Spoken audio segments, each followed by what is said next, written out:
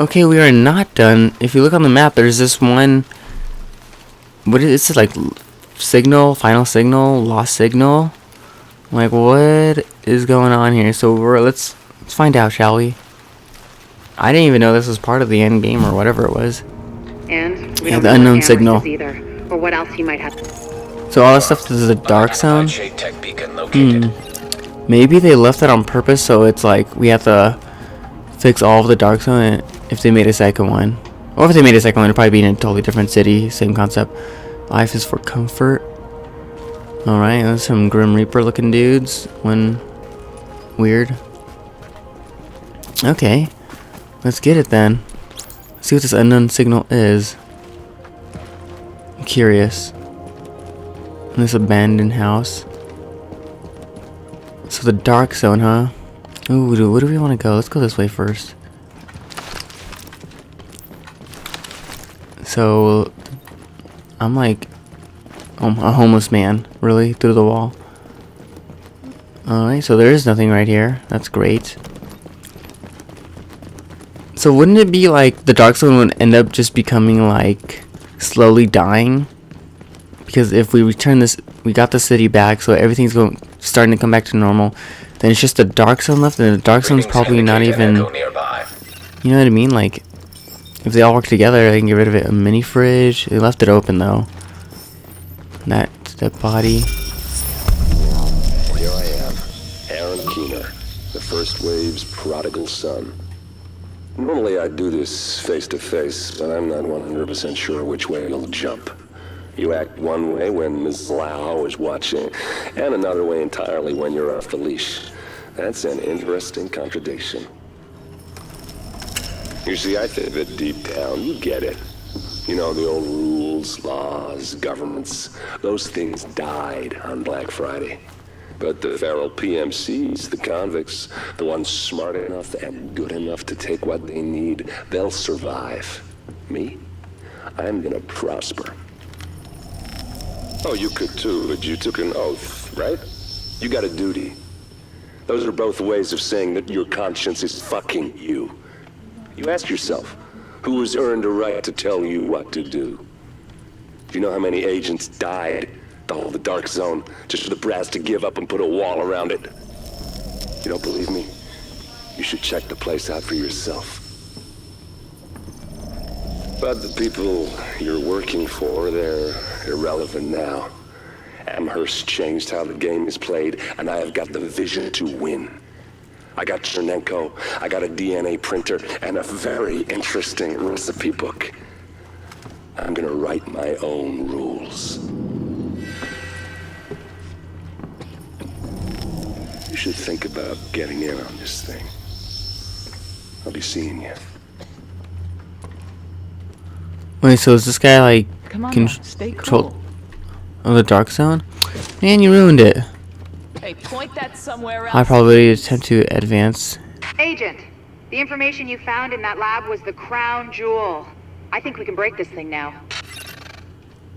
But we've got some more information. A voice from the grave. Listen to what Amherst has to say.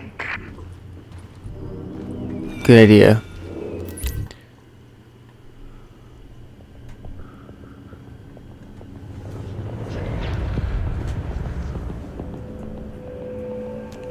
What you're looking at is the smallpox virus, one of the deadliest pathogens on the planet.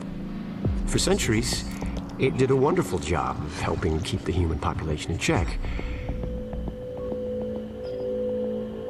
But times change, and sometimes Mother Nature needs a hand in improving her creations.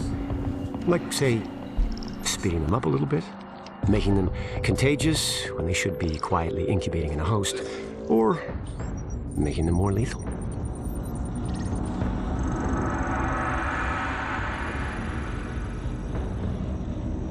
I didn't come up with the approach on my own.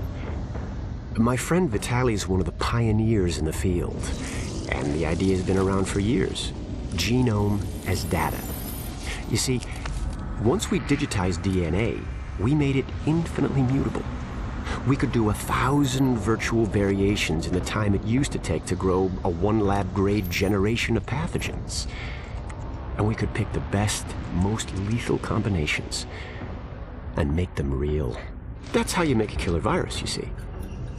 Mix in genetic code from other diseases, and you move the sliders all the way up on lethality and virulence. The goal was a 90% mortality rate. I'm not sure my green poison is going to quite hit that, but honestly, that's just details. As long as most of humanity goes, the Earth stands a fighting chance. Technically, technology is what's killing the planet. But that's not really the case. It's the greed that drives the technology. But a funny thing happened on the way to $100 genome maps and 3D printed plastic toys. Someone figured out those technologies could be repurposed, modified for the greater good. Me. Now, my virus is going to do what nature's always done. Decide who lives and who dies. And if nature decides I die, then I die. If nothing else, I'll have a lot of company. Natural selection at its finest, helped along by a little unnatural genetic manipulation. It's all data, really. Life's just a method of processing it. The same way I processed the smallpox genome on my laptop. And who's to say that wasn't the plan all along? If, by some miracle, you survive green poison, then nature's decided you deserve to live. The rest of us shouldn't and won't. Godspeed. I'll see you in hell.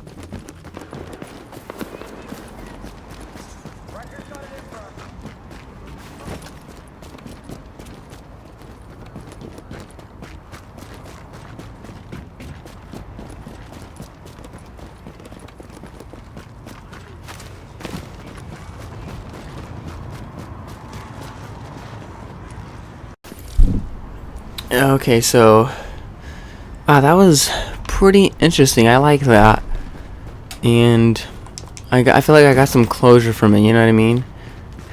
But I have no other comments. So without anything else to say, I will catch you guys all later.